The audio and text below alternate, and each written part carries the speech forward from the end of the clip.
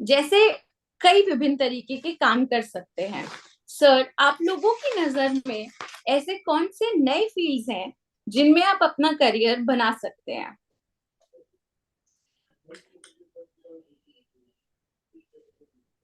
Sir, ये question मेरा आप दोनों से है सर। तो पहले आप अभिनव जी। Thank you Sachin ji. देखिए, ऐसा है, प्रोफेशंस के डायमेंशंस इतने वाइड और वास्ट हो गए हैं। आपने ये जो बात बताई है, दो तरीके के इसके पूरे डायमेंशनल एस्पेक्ट हैं। देखिए, एक है लिटिगेशन एस्पेक्ट, एक एस्पेक्ट है जहां आप कंसल्टेशन या चेम्बर प्रैक्टिस जिसे हम कहते हैं वो कर सकते हैं। हम कुछ ऐसे वकीलों को जानते हैं जिन्होंने कभी भी कोर्ट रूम के अंदर आकर के अपनी स्टैंडिंग नहीं दी, यानी पहले दिन से, जिस दिन से एनरोल हुए हैं, वो कभी कोर्ट रूम में नहीं आए। और मेरे एक नोन वकील साहब हैं जो एक यंग स्टूडेंट को तकरीबन लाख रुपए, 1.5 लाख रुपए पे किसी भी जगह पर रिटेनर रखवा देते हैं।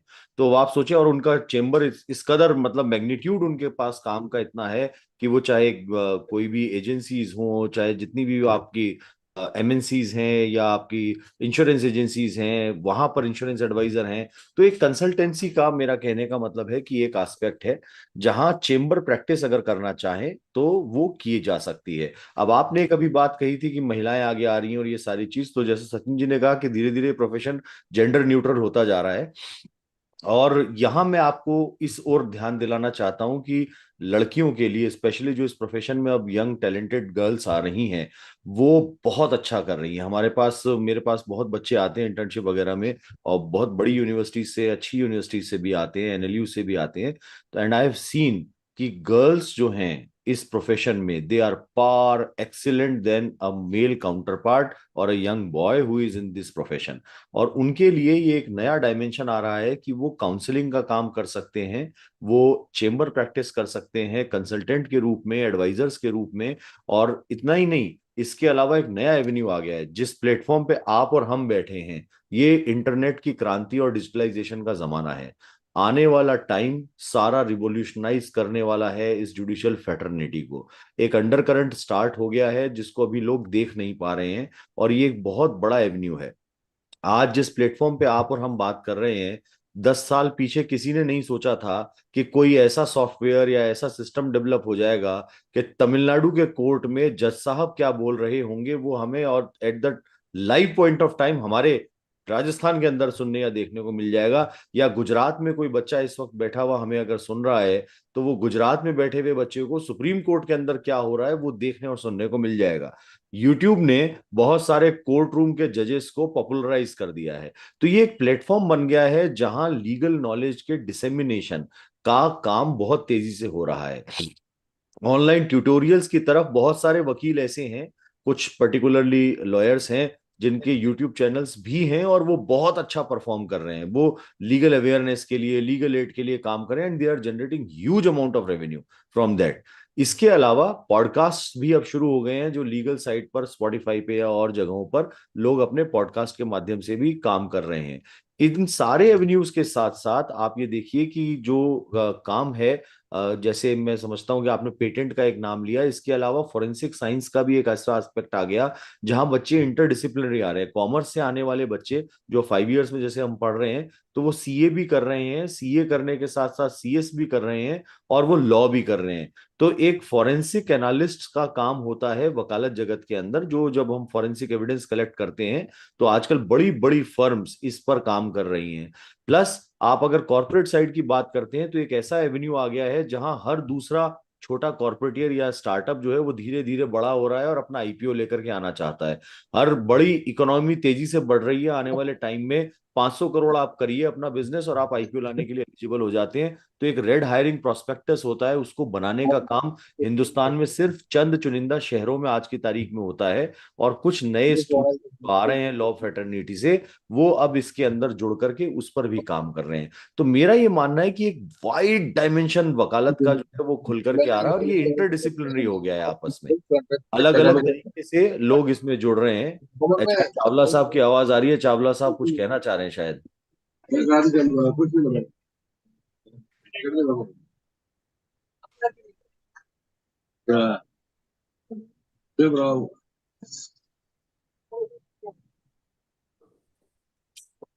नहीं तो सर, आप प्लीज हाँ कंटिन्यू कीजिए सर। जी, तो मेरा ये मानना है प्रीति जी कि ये सारी सिचुएशंस अब सामने आ रही हैं। डिजिटलाइजेशन के साथ साथ ये नए एस्पेक्ट और एवेन्यूज खुल रहे हैं, और ये एक केवल सोच बदलने का मीडियम है। वकालत यानी एलएलबी केवल एनरोल होकर के प्रोफेशन में आने के लिए नहीं बनी है। ये डिग्री कोर्स आदमी को, एक स्टूडेंट को, अलग अलग प्रोफेशनल एवेन्यूज खोल करके अब दे रहा है। फॉर एग्जाम्पल, एक टाइम था जब मेडिकल जूरिस्ट की पोस्ट के लिए बहुत सारे एमबीबीएस डॉक्टर्स जो हैं वो एलएलबी किया करते थे, और इंजीनियर्स भी फिर बाद में आने लगे, क्योंकि वहां पर इंजीनियरिंग में भी लॉ का स्कोप एंट्री कर गया। तो हमको ये ध्यान है कि 98 99 आते आते ये स्कोप धीरे धीरे इंजीनियरिंग और मेडिकल वालों के लिए एक बड़ा लुक्रेटिव हो गया, सब लॉ करने लग गए। फिर उसके बाद रिटायरमेंट के बाद वाले लोग आने लग गए इस प्रोफेशन में। लेकिन इतना ही नहीं है, अब ये नए नौजवान बच्चों के लिए बहुत बड़ा स्कोप है। केवल एक नजर चाहिए देखने की, और आप जहां देखेंगे वहीं से आपके लिए एक नया बिजनेस एवेन्यू, नई अपॉर्चुनिटी खुल रही है। सचिन इसमें जी। मैं, हाँ बिल्कुल, थैंक यू अभिनव जी, आपने बहुत अच्छे से ये सारी बातें बताई। तो मैं 1 2 3 4 करके जो आपने बताए वो एवेन्यूज बता देता हूँ। एडवोकेट तो है ही है, जहाँ आप किसी ट्रायल कोर्ट में, किसी कॉन्स्टिट्यूशनल कोर्ट में, चाहे वो हाई कोर्ट्स हो चाहे सुप्रीम कोर्ट हो, वहाँ प्रैक्टिस कर सकते हैं, या ट्रिब्यूनल्स में जाकर प्रैक्टिस कर सकते हैं। दूसरा रहता है जुडिशरी, जहां आप ट्रायल कोर्ट में जजेस जो डायरेक्ट रिक्रूटमेंट होते हैं या हायर जुडिशियल सर्विसेज में होते हैं, आप वहां जा सकते हैं एलएलबी पढ़ने के बाद। तीसरा कर सकते हैं आप लेक्चरर, जहां इतनी सारी यूनिवर्सिटीज हैं, इतने सारे लॉ कोर्सेज हैं, उसमें आप लेक्चरर जाके बन सकते हैं। चौथा रहता है मल्टीनेशनल कंपनीज। मल्टीनेशनल कंपनीज में अलग अलग हिरार्की सिस्टम रहते हैं, जहां पर आप एक लीगल रिसर्चर के तौर पे ज्वाइन कर सकते हैं, या आप एक मैनेजर लीगल के तौर पे ज्वाइन कर सकते हैं, जो कि ऊपर तक वाइस प्रेसिडेंट तक, सीनियर वाइस प्रेसिडेंट से लेकर, और कई बड़ी कंपनीज मल्टीनेशनल्स में हमारे लॉयर्स हैं जो कि डायरेक्टर भी हैं। तो एक वो एवेन्यू हो जाता है। मैं जल्दी से ये सारे सारे एवेन्यूज बता देता हूँ, क्योंकि अधिकतर यहाँ स्टूडेंट्स हैं जैसा कि मुझे बताया गया था। उसके बाद पब्लिक सेक्टर अंडरटेकिंग्स हैं और बैंक्स हैं, जहाँ पर आप लीगल मैनेजर लगते हैं, जिनके रिकवरी के मैटर्स भी होते हैं, ट्रिब्यूनल्स में मैटर्स होते हैं, हाई कोर्ट में मैटर होते हैं, तो उनकी एक अलग से टीम होती है जो कि पीएसयूज में होती है और बैंक्स में होती है। उसके बाद आप लॉ फर्म में अगर चाहें तो लॉ फर्म्स में जा सकते हैं, जहां डिस्प्यूट रेजोल्यूशन का भी काम होता है, और जहां पर नॉन लिटिगेशन मर्जर एक्विजिशन से लेके एडवाइजरी से लेके कंप्लायंसेस से लेके बहुत सारे काम रहते हैं। उसके बाद आप ड्यू डिलिजेंस का भी काम कर सकते हैं, यानी लैंड के बारे में बता सकते हैं कि किस तरह की लैंड, उसके बारे में क्या एडवाइस हो सकती है, या दूसरे ड्यू डिलिजेंसेस भी कर सकते हैं। जैसे इंडस्ट्रीज वगैरह में ड्यू डिलिजेंस होते हैं, आप उन्हें बता सकते हैं कि क्या क्या कानून है, क्या नहीं, इसकी पोस्ट होती है। फिर आप पेटेंट्स का तो बता ही चुके हैं, फॉरेंसिक का बता चुके हैं। फार्मा कंपनीज के अंदर आजकल यदि एलएलबी किया है और आपने कोई एक्सपर्टीज ली है, तो फार्मा कंपनीज के अंदर बहुत ज्यादा जरूरत रहती है। पेटेंट से मुझे याद आया, उसके बाद आपका एडीआर है। एडीआर के अंदर आर्बिट्रेशन के अंदर अगर आप चाहें तो इंडिपेंडेंट प्रैक्टिस सेटअप कर सकते हैं। हिंदुस्तान नहीं, स्काई इज द लिमिट वहां पे, यदि आर्बिट्रेशन में जाना चाहें तो। लेकिन वो अभिनव जी की बात मुझे याद आ गई कि एविडेंस वगैरह वहां पर भी सीखना बहुत जरूरी है, क्योंकि वहाँ एविडेंस होती है। उसके अलावा मीडिएशन का एक बिल्कुल नया अभी कानून ये गवर्नमेंट लेकर आई है, द मीडिएशन एक्ट। तो आप मीडिएशन में भी काफी काम कर सकते हैं, और मीडिएशन तो सदियों से चलता आ रहा है, लेकिन अब कानून के आने से इसको स्ट्रीमलाइन कर दिया है। उसके अलावा आप इन नए जो एवेन्यूज खुले हैं, यानी कि पॉडकास्ट, यूट्यूब, जो अभिनव जी बता चुके हैं, इनमें हम जा सकते हैं। इसके अलावा जो अभिनव जी बताना भूल गए वो ये कि जर्नलिस्ट आप बन सकते हैं, जो खुद ये रहे हुए हैं। तो जर्नलिस्ट आजकल काफी जर्नलिस्ट हैं जो मेरी पहचान के भी हैं, जिन्होंने एलएलबी किया है, या ऐसे लोग भी हैं जिन्होंने एलएलबी करने के बाद जर्नलिज्म का फील्ड को चुना है, क्योंकि जर्नलिज्म में भी फॉरेंसिक का भी एक आ जाता है इंपॉर्टेंट एस्पेक्ट, डेटा का उसके अंदर इंपॉर्टेंट एस्पेक्ट आ जाता है, डेटा से रिलेटेड जो होता है। डेटा लॉ भी अब हमारे हिंदुस्तान में भी आ गया है, या आने की पोजीशन के अंदर है। या जो कोर्ट प्रोसीडिंग्स होती है उनको लेकर, जैसे द लॉ एडवाइस है, तो यहाँ पर भी इसकी एलएलबी किए हुए स्टूडेंट्स की जरूरत रहती है। एलएलबी किए हुए लोग जो हैं उसको एज अ कैरियर कर सकते हैं, या जिन्हें लिखने का शौक होता है तो वो ब्लॉग्स अपना लिख सकते हैं। इंडिपेंडेंट एकेडमिक्स का जिनको शौक होता है, तो ऐसे बहुत सारे एलएलबी के किए हुए लोग हैं जो कि सिर्फ ब्लॉग्स लिख रहे हैं, या जो किताबें लिख रहे हैं उसकी रॉयल्टी से भी उनको इनकम हो रही है। एक और इम्पॉर्टेंट चीज है पॉलिसी मेकिंग। आजकल जो गवर्नमेंट्स हैं उनको एडवाइस देने के लिए पॉलिसी मेकिंग का भी एक नया एवेन्यू खुला है। कई पॉलिसी सेंटर्स खुले हैं, जिन पॉलिसी सेंटर्स के अंदर रिसर्चर्स होते हैं जो कि एलएलबी के किए हुए एडवोकेट्स होते हैं। तो यदि आप चाहें तो इस तरह के पॉलिसी सेंटर्स में जा सकते हैं। हमारे जो एमपीज होते हैं उनके साथ में लीगल रिसर्चर्स लगते हैं, जजेस के साथ में लीगल रिसर्चर्स लगते हैं, हाई कोर्ट जजेस के साथ में लगते हैं, सुप्रीम कोर्ट जजेस के साथ में लगते हैं। तो जो लीगल रिसर्चर है वो भी आपके लिए एक एवेन्यू हो सकता है। जो मुझे याद आए वो मैंने ये बता दिए। इतने सारे एवेन्यूज हैं जो चुन सकते हैं, और हमारे समय में इसके या तो इसके कोर्ट जाएं और या जुडिशरी में जाएं। इसके और साथ साथ दो तीन और एवेन्यूज हैं जो मैं ऐड कर देता हूं। अगर आप हाँ, गवर्नमेंट जॉब में ही ज्यादा इंटरेस्टेड है, कुछ लोग होते हैं जो देखते हैं कि फिर तो इसका मतलब इस प्रोफेशन के बाद गवर्नमेंट जॉब में कुछ नहीं है, तो हिंदुस्तान के हर स्टेट के अंदर अपना एक प्रोसिक्यूशन डिपार्टमेंट होता है जिसके हाँ, अंदर बिल्कुल आप प्रोसिक्यूटर्स की भर्ती होती है, और ये हजारों की तादाद में होती है, कोई छोटी मोटी भर्ती नहीं होती है। It's a big job opportunity in government side. इसके अलावा जितने भी सरकारें हैं, हर सरकार का अपना एक लॉ एंड लेजिस्लेटिव विंग होता है। हर विधानसभा का एक लेजिस्लेटिव विंग होता है। वहां पर एक पद होता है जिसका नाम होता है विधि रचनाकार, है ना। तो लीगल ड्राफ्ट्समैन जो होते हैं वो वहां पर भर्ती होते हैं, उसके लिए भी एलएलबी रिक्वायरमेंट होती है। वो भी आपके लिए एक एस्पेक्ट और एवेन्यू वहां पर खुला होता है। इसके अलावा भारत के जो हिंदी ग्रंथ और मंत्रालय है वहां पर भी लॉ ग्रेजुएट्स को लिया जाता है, स्पेशली हिंदी के संबंध में विधि की रचना करने के लिए। क्योंकि आप जब भी किसी कानून को देखेंगे तो उसका मूल भाषा जो होती है किसी कानून की वो इंग्लिश नहीं होती, हिंदी होती है। और कोई भी कानून पहले गजट नोटिफाई होता है हिंदी में, उसका इंग्लिश में तर्जमा होता है, जस्ट ट्रांसलेशन होता है। और उसमें नीचे लिखा होता है in case of any difficulty the Hindi should be referred as the original context and document. तो ये हिंदी के विधि रचनाकार की एक पोस्ट पूरे विधानसभा में भी होती है, पार्लियामेंट में भी होती है, law and legal legislative department में भी होती है। और जितनी बड़ी जो कंपनीज हैं, जो गवर्नमेंट की नवरत्न कंपनियां हैं, उनमें भी इसी तरीके के ड्राफ्ट्समैन की और उनकी पोस्टें होती हैं। जैसे मान लीजिए बेल हुआ, राष्ट्रीय इस्पात निगम लिमिटेड हुआ, या और सेल हुआ, इस तरीके की कंपनीज होती है। इनमें जनरल मैनेजर लीगल्स की पोस्ट होती हैं, और आपके लॉ ऑफिसर्स की पोस्ट होती है, पूरी हायरार्की होती है। तो ये एस्पेक्ट आपका एलएलबी की डिग्री पूरे लीगल साइड की हर डायमेंशन को खोलता है। चाहे तो आप अपना इंडिपेंडेंट काम सेटअप करें, चाहे आप कॉरपोरेट सेक्टर के साथ जुड़ करके काम करें, चाहे तो आप गवर्नमेंट जॉब के अंदर बहुत बड़े डायमेंशन पर और बहुत बड़े स्केल पर आप एडजस्ट हो सकते हैं। इसके अलावा अगर आप अपनी मेहनत कर रहे हैं और एक स्पेशल सीआरपीसी के प्रोविजन में आप एंटाइटल्ड हैं, तो उसके बाद में आप गवर्नमेंट्स के साथ में जुड़े हुए हैं, तो आप पब्लिक प्रोसिक्यूटर की पोस्ट, पीपी की पोस्ट होती है, जो हर कोर्ट्स में अपॉइंट होते हैं। अगर लिटिगेशन में आते हैं तो आप उस साइड पर भी आ सकते हैं। तो ये एक सारा एस्पेक्ट है, डायमेंशंस हैं, जो हम समझते हैं कि और भी हो सकता है कुछ चीजें छूट गई हों, लेकिन एक वाइडर एस्पेक्ट को हमने कवर किया है। जर्नलिज्म की बात सचिन आचार्य जी कर रहे थे, तो जर्नलिज्म के अंदर हर जितने भी न्यूज चैनल्स हैं या न्यूज़पेपर्स हैं, या आज की तारीख में जो law reporters online web portal बन गए हैं, हालांकि उस पर भी एक अभी रेगुलेटरी कानून आने की सख्त आवश्यकता है इस वक्त के अंदर। क्योंकि वो भी एक वैसे तो पीएनबी जो प्रेस का हमारा एक्ट है उससे कवर नहीं होते हैं, लेकिन अब उनके लिए भी गवर्नमेंट विचार कर रही है चीजों को। जो ऑनलाइन पोर्टल्स हैं, रिपोर्टर्स हैं, वहां पर सब जगह लीगल कॉरेस्पॉन्डेंट के नाम से एक पोस्ट होती है, और वहां पर आप काम कर सकते हैं। ये काम फुल टाइम अगर आप करते हैं तो आपको अपनी रेगुलर प्रैक्टिशनर की डिग्री सरेंडर करनी पड़ती है। लेकिन अगर आप ये काम पार्ट टाइम करते हैं तो बार काउंसिल ऑफ इंडिया के जो एटिकेट्स के रूल्स हैं हमारे, वो अलाउ करते हैं कि आप ये काम कर सकते हैं। And that is called press waiting or journalism, but it has not to be on a full time basis or salaried basis, it has to be on honorarium basis. इसके अलावा आप पेपर्स चेक कर सकते हैं विश्वविद्यालयों के अंदर, या जैसे हमने पढ़ाया, सचिन जी ने भी पढ़ाया, लॉ में पढ़ाते हैं। एमबीए के अंदर भी एलएलबी होता है, जहां मैंने भी बहुत लंबे टाइम तक मैनेजमेंट के कोर्सेज यूनिवर्सिटीज में पढ़ाए हैं, उसमें भी लॉ का एस्पेक्ट होता है। वहां पे भी टीचर्स की पोस्ट होती है, जो लेक्चरर्स होते हैं। आप पेपर सेटर भी हो सकते हैं, आप पेपर सेट भी कर सकते हैं despite being a advocate.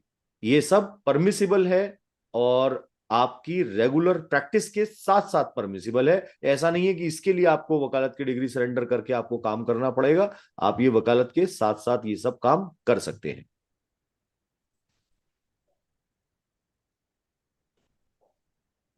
Right sir, I am sure जो भी स्टूडेंट्स हमें देख रहे होंगे उन्हें काफी हेल्प मिली होगी आज आपके मशवरों से। सर, क्या डॉक्टर आचार्य, क्या एलएलबी करते ही कोई ग्रेजुएट इमीडिएटली सरकारी वकील बन सकता है? जी, बन सकते हैं, लेकिन यदि वो फौजदारी के वकील बनना चाहें तो सीआरपीसी के हिसाब से 7 साल का एक्सपीरियंस होना जरूरी है। बाकी रिक्रूटमेंट जो होते हैं प्रोसिक्यूशन डिपार्टमेंट्स के, उन प्रोसिक्यूशन डिपार्टमेंट के रूटीन रिक्रूटमेंट में पार्टिसिपेट करके बन सकते हैं। आरजेएस भी एलएलबी करती है, फ्रेशर्स भी बनते हैं। बिल्कुल सर। सर, हमने अक्सर ये सुना है कि वकीलों को अपनी वकालत जमाने में सालों साल लग जाते हैं। कभी कभार ऐसे में परिवार का सपोर्ट होता है और कभी कभार नहीं होता। सर, इस समस्या से कैसे डील किया जाए? ये यक्ष प्रश्न है जो आत्मविश्वास। अ, परिवार के अलावा मुझे लगता है कि इंस्टीट्यूशन का सपोर्ट बहुत जरूरी है। इंस्टीट्यूशन की जब मैं बात करता हूँ तो इंस्टीट्यूशन में अधिवक्ता आते हैं, वरिष्ठ अधिवक्ता आते हैं। तो उनके यहाँ जो कोई भी आए, जो कोई भी अधिवक्ता सीखने के लिए अलग से आए, नए या यंग अधिवक्ता आए, तो उनको सपोर्ट करना बहुत जरूरी रहता है। सपोर्ट का मतलब ये है कि एटलीस्ट बेयर मिनिमम इतना करें सपोर्ट कि वो अपना गुजारा कर सके। धीरे धीरे रे मना धीरे सब कुछ होए, माली सींचे सौगुना रुत आए फल होए। तो समय तो लगता है, साल लगे, 2 साल लगे, किसी को 6 महीने लगे, किसी को कुछ ज्यादा समय लग जाए। तो एज ए इंस्टीट्यूशन अधिवक्ताओं को, वरिष्ठ अधिवक्ताओं को ये ध्यान रखना चाहिए कि वो किस तरह से सपोर्ट करें। एक दूसरा, जैसे मेरे केस में बड़े इंटरेस्टिंग उदाहरण है कि हमारे यहाँ के कुछ सीनियर एडवोकेट्स ने कभी, या जो मेरे से not designated senior but otherwise, तो उन्होंने काम देखा तो उन्होंने एक मुकदमा दे दिया। तो महीने का अगर एक मुकदमा आ गया तो समझे लॉटरी खुल गई, खुद का यदि एक मुकदमा आ गया तो ऐसे भी होता है। जो आत्मविश्वास की बात अभी अभिनव जी ने एक शब्द बोला, आत्मविश्वास, हार्डवर्क से ये फर्क पड़ता है कि आपको दूसरे अधिवक्ता भी मुकदमा देते हैं क्लाइंट्स के अलावा। ये कई बार होता है ये, और मेरे साथ तो शायद बहुत बार हुआ। तो इसलिए मैंने ये शब्द इस्तेमाल किया, इंस्टीट्यूशन। इंस्टीट्यूशन में अधिवक्ता के अलावा, एडवोकेट्स के या सीनियर एडवोकेट्स के अलावा, अभी एक एवेन्यू ये भी है कि रालसा जो है, जैसे राजस्थान में रालसा है, नालसा है, या इस तरह की विधिक सेवा समितियां हैं, तो वो भी अधिवक्ताओं को नियुक्त करती है और उसमें कोई रेमुनरेशन, कुछ रेमुनरेशन मिला करता है। तो उससे भी एक सहायता मिल जाती है। खुद के मुकदमे आए, छोटे मोटे काम किए, उससे आप, एक स्ट्रगल पीरियड होता है जिसको जेस्टेशन पीरियड भी कह सकते हैं, वो पीरियड तो निकालना जरूरी रहता है। किस्मत हो, जैसी अभी बात चल रही थी कि भाग्य की बात है, तो पहले दिन से भी आ सकता है, और नहीं हो तो कुछ समय भी लगता है।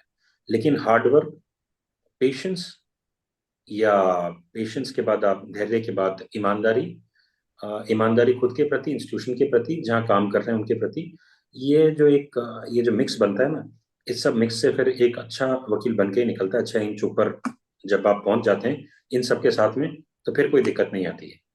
इसका बात का बात मैं सपोर्ट पूरी तरह से करता हूँ। सचिन जी ने जो बात कही है, प्रीति आप ये देखिए कि जब वकालत के अंदर आता है आदमी ना, तो स्टार्टिंग के अंदर एक, ये बिल्कुल वैसे ही होता है जैसे आप एक ट्रेन के डब्बे में अनरिजर्व्ड कैटेगरी में घुस जाएं और बैठ जाएं।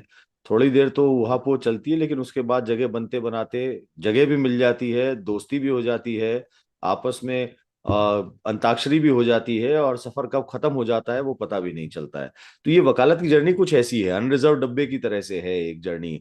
और मेरा ये मानना है कि जैसा अभी सचिन जी ने कहा, परिवार का सपोर्ट नहीं, आपका सवाल बहुत इंपॉर्टेंट है। परिवार का सपोर्ट नहीं हो, बहुत ज्यादा स्ट्रांग बैकग्राउंड नहीं हो। मैं जिस, पर्सनली एक एग्जांपल देता हूँ, मैं जिस फैमिली बैकग्राउंड से आता हूँ, मेरा फैमिली बैकग्राउंड ये था कि फादर हमारे रोडवेज के अंदर एक कंडक्टर थे, और he is the sole bread earner. Mother हमारी बहुत पढ़ी हुई थी, और उनका काम ये था कि सिर्फ बच्चों को ध्यान देना है। तो एक टिपिकल इंडियन ऑर्डिनरी फैमिली, जहाँ पे फादर कमा रहा है और एक लिमिटेड सोर्स ऑफ अर्निंग है, उसके साथ बच्चों को भी पालना है, घर भी चलाना है, बीमारियां भी आएंगी, सब चीजें होंगी। And it was the time when there was no mediclaim and all. तो कई सारी समस्याओं के लिए पैसा भी जोड़ना और चलना भी है। अभी भी ऐसी समस्याएं हो सकती हैं, बहुत ज्यादा वेल टू डू फैमिली के बच्चे भी हो सकते हैं जो हमें नहीं देख रहे हो। पेरेंट्स ने बहुत मेहनत करके बड़े इंस्टीट्यूशन में फीस भर के उनको बैठा रखा है कि बेटा पढ़ो, आप लोग जो करना है वो करो। The only thing what Sachin Acharya ji has said, आपका इंस्टीट्यूशन के प्रति इंटीग्रिटी कैसी है, केवल एक चीज, और आपने अपने लिए क्या लिमिटेशंस डाली हैं, ये दो बातें ऐसी हैं जो एक वकील को वकील बनाती हैं, एक व्यक्ति के व्यक्तित्व को बदल देती हैं। और ये चीजें, इसके अलावा एक चीज आपकी ये कि आपके मन से एक बात प्रोफेशन में पहले दिन से आपको निकालनी होगी, और वो है लालच। अगर आप केवल और केवल ये देखेंगे कि इस प्रोफेशन से मैं कितना कमा सकता हूं, कब मैं रोल्स रॉयल्स लेकर के आऊंगा, या मैं कब वीएटी में घूमूंगा, कब मैं जो है मर्सिडीज में आ जाऊंगा, तो आप कभी प्रोफेशन में तरक्की नहीं कर पाएंगे। The only thing which stands in this profession is your integrity and your capability to grant and grant relief by way of your arguments and assist the court in a much better way to arrive at a good conclusion। जिस दिन आपने ये तय कर लिया कि मुझे मेरी ये लिमिटेशन से बाहर जाके काम नहीं करना है, आपके पास काम चल के आएगा, आपको काम के लिए नहीं भागना पड़ेगा। हो सकता है शुरुआती दिनों में आपके पास एक मुकदमा, दो मुकदमा आने में दिक्कत करे, लेकिन जब एक बार आपकी इंटीग्रिटी, आपके बारे में लिप सर्विस बाजार में जाती है, पब्लिक प्लेसेस में जाती है कि वो आया है प्रोफेशन में कर रहा है, तो इट्स समथिंग लाइक कि हाँ, एक नया बैट्समैन आया है और हर बॉल पे छक्का ही लगाता है। तो वो जब चलेगा तो आपका चहल भी चलेगा, युवराज भी चलेगा, और आपका विराट कोहली भी बनेगा। ये मैंने जो कहा, क्रिकेट के बैट्समैन आप स्पिरिट समझ लिए, क्रिकेट स्पिरिट है, गेम की तरह से है। अपनी परफॉर्मेंस दीजिए, बाकी सब भूल जाइए। जिस पिच पर आप हैं डट करके खेलिए, और कुछ नहीं करना है आपको। तो मैं जब प्रोफेशन में आया उसके बाद 3H की थ्योरी मैंने सुनी, जो मुझे बहुत अच्छी लगी और अभी भी याद है। ऑनेस्टी, हार्डवर्क एंड ह्यूमैनिटी, ये तीन चीजें होनी बहुत जरूरी है। और अगर ये तीन चीजें हो, ऑनेस्टी, हार्डवर्क और ह्यूमैनिटी, तो फिर कोई भी पिच हो, कोई फर्क नहीं पड़ता है। परफेक्ट। 3H की थ्योरी हमेशा ध्यान रखें। रियली लर्निंग सर, आपके सारे एग्जाम्पल्स बहुत इंटरेस्टिंग थे। आई एम श्योर जो छात्र, जो भी स्टूडेंट्स हमें देख रहे होंगे, उन्हें वाकई बहुत हेल्प मिली होगी इस डिस्कशन से। सर, अपना कीमती समय देने के लिए, हमारे व्यूअर्स के लिए, उन स्टूडेंट्स के लिए जो आपकी गाइडेंस सीख कर रहे हैं, उनके लिए बहुत बहुत धन्यवाद सर। हम आपकी आगे भी गाइडेंस लेते रहेंगे सर। मैं प्रीति सर, द लॉ एडवाइस की तरफ से सर आपका बहुत आभार व्यक्त करती हूँ, और बहुत बहुत धन्यवाद हमें आज ज्वाइन करने के लिए sir. Thank you very much. आपका बहुत धन्यवाद कि यहाँ पर आपने हमें बुलाया और वापस पीछे की तरफ धकेला, और पीछे से वापस की जर्नी जो है उसको देखने का, और उसको रेट्रोस्पेक्शन में जाके सब बड़ा अच्छा आपने मौका दिया। Feel recharged in fact. और बहुत समय बाद मैं और अभिनव जी सेम पेज पर हैं। प्लेटफॉर्म पे एक साथ आइए, उसके लिए भी बहुत बहुत thanks. And thanks for Sachin ji for sparing his time from such a busy schedule. He is a designated senior, और आप न केवल डेजिग्नेटेड सीनियर हैं, आप समझिए कि जो 3H की थ्योरी सचिन जी ने बताई, that has resulted into his being relied upon by the honourable Rajasthan high court as well. आप राजस्थान हाई कोर्ट के स्टैंडिंग काउंसिल भी हैं। ये अपने आप में एक काबिलियत है। एक स्टूडेंट जो पॉलिटिक्स से जुड़ा हुआ था, जिसको केवल छात्र राजनीति करनी थी, करते कराते इवनिंग कॉलेज के थ्रू करके वो लॉ में आता है, वो हाई कोर्ट जज के लिए भी नॉमिनेट होते हैं, और वो हाई कोर्ट के स्टैंडिंग काउंसिल भी हैं। हाई कोर्ट उन्हें सीनियर एडवोकेट भी डेजिग्नेट करता है। ये सचिन जी जैसे एग्जाम्पल हमारी सोसाइटी में, और फर्स्ट जनरेशन लॉयर, ये अपने आप में बताते हैं कि आपके, हमारे जैसे नौजवान लोगों के लिए रास्ते बहुत अपार खुले हैं। आप चाहे लिटिगेशन में आए, चाहे किसी और एस्पेक्ट में जो सचिन जी ने हमने डिस्कस किए वहां जाए। The only thing is remember 3H, and one thing more, आपका सेल्फ कॉन्फिडेंस। अगर आपके अंदर आत्मविश्वास है, तो आप वो हनुमान है जो उड़ करके सूरज को निकल जाएंगे। हम नौजवान में शायद मैं भी शामिल हूँ, मैं भी अपने आप को नौजवान ही आप तो अभी समझता नौजवान ही है, और इसीलिए तो कह रहा हूँ आप स्पिरिट है हम लोगों के लिए। मैंने हूँ। यही कहा कि आप हम जैसे नौजवान भाइयों के लिए, जो हम जैसी एज के लोगों के साथ में बैठ करके सीनियर हैं, हाँ हाँ it is a youngest senior. तो हमारे लिए एक अपॉर्चुनिटी है ये देखने की और समझने की कि एक यंग प्रोफेशन में जब आदमी मेहनत करता है, तो सचिन जी जैसा एक एग्जाम्पल हमारे सामने आता है। So nice of you, Abhinav ji. Thank you so much. Thank you to thank all. You. Thank thank you you. Sir. Thank you for joining.